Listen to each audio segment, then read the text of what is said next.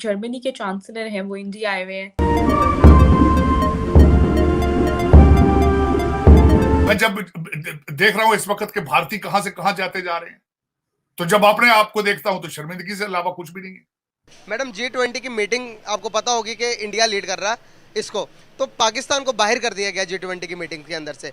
आप नहीं समझते कि पूरी दुनिया को वर्ल्ड अब इंडिया लीड कर रहा है, अब हमें बाहर कर दिया गया? क्या समझते हैं इससे पाकिस्तान को कितना नुकसान होगा? हाफिज सईद साहब आए हैं, लेकिन मिलिट्री के कमांडो टाइप लोग जो थे उनको प्रोटेक्शन प्रोवाइड कर रहे थे। बट बास पाकिस्तानियों में एक सडन रियलाइजेशन आ गया है कि हमारी लीडरशिप ने, हमारे स्कूल्स ने हमको इंडिया के बारे में गलत सिखाया है, गलत बताया है। और जो इस वक्त मुतालबा भारत की तरफ से उठ रहा है कि फैटफ में वो दोबारा जाना चाहते हैं, कोई शर्म नहीं है, कोई हया नहीं है, कोई करेक्टर नहीं है। सर अगर इनको शर्म होती तो क्या हमें ये हाफिज सईद और सैयद सलाउद्दीन नजर आते क्या इस तरह से? पाकिस्तान के साथ ये नाइंसाफी है और इंडिया को भी सोचना चाहिए कि वो हमारा पड़ोसी मुल्क है। हमने भी सर अभी वो हाफिज सईद की बात पे और सैयद सलाउद्दीन की बात पे सर आपका ख्याल है वो बहुत खुश होंगे? जाहिर है बहुत अपसेट होंगे पाकिस्तान के साथ और ताल्लुकात खराब होंगे। खराब हो चुके, लेकिन करने वाले चाहते क्या है, डायरेक्शन क्या है उनकी? मेरा ये क्वेश्चन मार्क है भाई। अब फैटफ में फिर फंसोगे तो तुम्हें तो कुछ नहीं होगा। नमस्ते दोस्तों, जय हिंद। हिंदुस्तान स्पेशल में आपका स्वागत है दोस्तों। जर्मन चांसलर ओलाफ शोल्स जब राष्ट्रपति भवन पहुंचे तो उन्हें तगड़ा गार्ड ऑफ ऑनर दिया गया तथा उन्होंने प्राइम मिनिस्टर मोदी से मुलाकात भी की। जर्मन चांसलर ओलाफ शोल्स के स्वागत के लिए कई मंत्री तथा अधिकारी उपस्थित रहे। जर्मनी के चांसलर ओलाफ शोल्स के राष्ट्रपति भवन में गार्ड ऑफ ऑनर दिए जाने के बाद उन्होंने कहा कि भारत तथा जर्मनी के बीच संबंध बहुत अच्छे हैं तथा हम इन्हें और मजबूत करना चाहते हैं। दूसरी तरफ पाकिस्तानी मीडिया G20 में भारत द्वारा पाकिस्तान को बाहर का रास्ता दिखाए जाने पर काफी दुखी दिखाई दे रहा है। एक तरफ तो पाकिस्तान को अब दिन रात यही डर सता रहा है कि भारत दोबारा उसे हिजबुल कमांडर के रावलपिंडी में देखने से FATF में लेकर जा सकता है। दरअसल पाकिस्तान अपनी आतंकी सोच बदलना नहीं चाहता और इसका नुकसान उसे आने वाले दिनों में भुगतना पड़ सकता है। तो चलिए दोस्तों, आज की वीडियो की तरफ चलते हैं। Thank you so much. India सिर्फ उन नेबर्स को बुला रहा है अपने जिनके साथ उनके ताल्लुकात बहुत फ्रेंडली हैं, लेकिन पाकिस्तान के साथ इंडिया के ताल्लुकात अच्छे नहीं हैं। इसीलिए इंडिया ने पाकिस्तान को G समिट से बाहर कर दिया है। पाकिस्तानी पब्लिक के पास जाऊंगा, उनसे पूछूंगा कि G20 समिट के अंदर पाकिस्तान की शमूलियत ना करने पर पाकिस्तान को कितना बड़ा नुकसान हुआ। मैडम G20 की मीटिंग आपको पता होगी कि इंडिया लीड कर रहा है इसको, तो पाकिस्तान को बाहर कर दिया गया G20 की मीटिंग के अंदर से। आप नहीं समझते कि पूरी दुनिया को वर्ल्ड अब इंडिया लीड कर रहा है, अब हमें बाहर कर दिया गया? क्या समझते हैं इससे पाकिस्तान को कितना नुकसान होगा?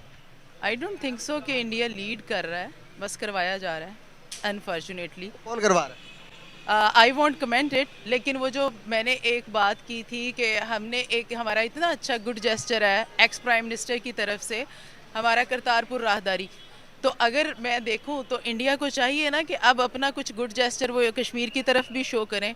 बीइंग पाकिस्तान के अंदर तो वो करने के लिए जा रहा है, लेकिन हमारी तरफ से गुड जेस्चर नहीं जा रहा। कश्मीरी के पास, हमारे पास जो कश्मीर में फैक्ट पे बात करूंगा और मैं फैक्ट पे बात करने वाला ही बंदा हूं। कश्मीर के अंदर आज की न्यूज़ है कि लाइट नहीं है, जो हमारे पास कश्मीर है, जो आज़ाद कश्मीर है, लाइट नहीं है और उन्होंने डेड लाइन दी हुई है। कश्मीर के जो मिनिस्टर हैं वो कैमरे पर आगे कह रहे हैं कि भाई ये डेड लाइन दे रहे हैं पाकिस्तान की गवर्नमेंट को, अगर वो हमें लाइट नहीं प्रोवाइड करेगी हम कोई बड़ा कदम उठाएंगे। बड़ा कदम से मुराद क्या समझते हैं, अब क्या हो सकता है? बस धमकी है, आप समझ जाएं। बड़ा कदम फिर यही होता है ना। देखिए, लाइट का ना होना, थोड़ी देर पानी का आपको ना पहुंचना, ये दूसरे मसाइल हैं और तरह के हर मुल्क में हैं। अभी जावेद अख्तर साहब आए, उनको कितना वार्म वेलकम किया हमारे सुपरस्टार्स ने, और फिर उनकी तरफ से एक गुड जेस्चर होना चाहिए था कि वो ऐसा कमेंट पास नहीं करते जो कि हम इस तरह के इंटेलेक्चुअल बंदे से नहीं एक्सपेक्ट नहीं कर रहे होते ना, कि आप उनको किसी और जगह पे देख रहे होते हैं, उनको बहुत बड़ा मानते हैं, उनकी बात को बहुत बड़ा मानते हैं, उनको इतना मान देते हैं, तो ऐसी चीज़ करना फिर वो हर्ट करता है। लेकिन उन्होंने अपनी एक याद बताई, उन्होंने कहा कि कहीं ना कहीं अगर आप इस बात से एग्री ना करें तो आपको पर्सनल राइट है। तो उन्होंने कहा कि मैं खुद बम्बई का हूँ, मैंने 26/11 का अटैक अपने आंखों से देखा, 26/12 का अटैक आई थिंक सो, मैंने अपनी आंखों से देखा, तो वो करवाने वाला पाकिस्तान के अंदर मौजूद है। दूसरा, उनके जनाजे के ऊपर एक तो वो सैयद सलाहुद्दीन साहब आए, उन्होंने बड़ी धुआंधार तकरीर की वहां पे। उसके बाद हाफिज सईद साहब आए हैं, और साथ मैं कंफर्म नहीं है, मैं ये कंफर्म नहीं कर सकता, लेकिन मिलिट्री के कमांडो टाइप लोग जो थे उनको प्रोटेक्शन प्रोवाइड कर रहे थे। अच्छा, फिर उसके बाद मैंने पाकिस्तान तो बिल्कुल उन्होंने, बल्कि वो मैं समझता हूँ पाकिस्तान में तो उन्होंने इतना प्रोपेगेंडा कैंपेन उसमें नहीं की, लेकिन उसको भारत में भी उसको मीडिया ने बहुत कवरेज दी है, और मैं समझता हूँ वो जाहिर है उनके खिलाफ ही बातें हुई हैं, सारा कुछ जो कुछ हुआ वहां तकरीरें हुई हैं। अब मैं ये बताना चाहता हूँ पाकिस्तान जिन सर्कमस्टांसेस से गुजर रहा है इस वक्त, मुआशी बहरान से, और जो इस वक्त मुतालबा भारत की तरफ से उठ रहा है कि फैटफ में वो दोबारा जाना चाहते हैं, फैटफ में वो कंप्लेन करना चाहते हैं, और दूसरा इतने ये ज़हनी तौर पे मफलूज हो चुके हैं पाकिस्तानी कि इन्हें पता ही नहीं है कि फैटफ का इंचार्ज कौन है इस वक्त, सदर कौन है। उसका नाम टी राजा कुमार साहब है, वो ही इज भारतीय निजाद हैं जो इस वक्त फैटफ के प्रेसिडेंट हैं, टी राजा कुमार साहब। उन्होंने जनवरी 1 को 2022 को उसका इंचार्ज संभाला है उन्होंने फैटफ का। लेकिन सर एक सेकंड दूंगी आपसे सर, जो मर्जी वहां पर हो हेड उसके, कोई किसी भी कंट्री के हो, लेकिन हमारी गलतियां तो है ना। नहीं, गलतियां तो है, मैं एग्री करता हूँ, इन्होंने ज्यादती की है, गलत किया इन्होंने, लेकिन मैं कहता हूँ जाहिर है एक बंदा जहां का बॉर्न रेज्ड है, सारा कुछ है, उसके जख्मों पे नमक फेंकना, और जाहिर है उनकी सिंपैथी तो होगी। देखे ना, वो एक दो सामने केसेस हो, आप जितने भी ईमानदार हो, जो कुछ भी हो, जितने भी न्यूट्रल हो, फीलिंग्स तो होती हैं। अब मुझे एक तरफ ये अफगानिस्तान जा रहे हैं, एक तरफ चाइना के कदमों में पड़े हैं, पैसे पैसे को तरसते फिर रहे हैं, और मैं उसके बाद मजीद आपको बताना चाहता हूं फैटफ के साथ दूसरी क्या चीजें इन्वॉल्व है। फैटफ को कंट्रोल कौन करता है? फैटफ को कंट्रोल करता है IMF, यूनाइटेड नेशंस, और तीसरी चीज है वर्ल्ड बैंक, और वर्ल्ड बैंक का नया प्रेसिडेंट कौन आ रहा है? अजय बंगा, बिल्कुल, मास्टर कार्ड वाले।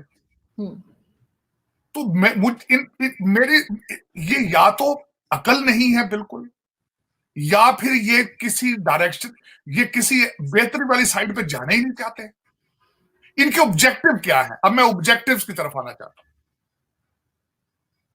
मेरे लिए बहुत तकलीफ थी, एक तो ये तकलीफ वाली बात थी क्योंकि इन्होंने दरवाजे बंद करते जा रहे हैं, जिधर भी जाते हैं दरवाजे बंद कर जाते हैं, दुनिया को सिग्नल देते हैं कि हम सुधरेंगे नहीं, या हमारा बेहतरी की तरफ जाने वाला कोई इरादा ही नहीं है। ये गलत बात है, गलत बात सर है। ये झूठ बोलते हैं ना, इन्होंने कहा कि जी हमने तो 31 साल की सजा दे दी हाफिज सईद को, सैयद सलाउद्दीन को भी यही कहते हैं, फिर यही सब ड्रामा तमाशे चल रहे होते हैं। हमने भी सर अभी भी सर हमने अभी वो हाफिज सईद की बात पे और सैयद सलाउद्दीन की बात पे सर आपका ख्याल है वो बहुत खुश होंगे? जाहिर है बहुत अपसेट होंगे पाकिस्तान के साथ, और ताल्लुकात खराब होंगे, खराब हो चुके हैं, लेकिन करने वाले चाहते क्या है, डायरेक्शन क्या है उनकी? मेरा ये क्वेश्चन मार्क है भाई। अब फैटफ में फिर फंसोगे तो तुम्हें तो कुछ नहीं होगा।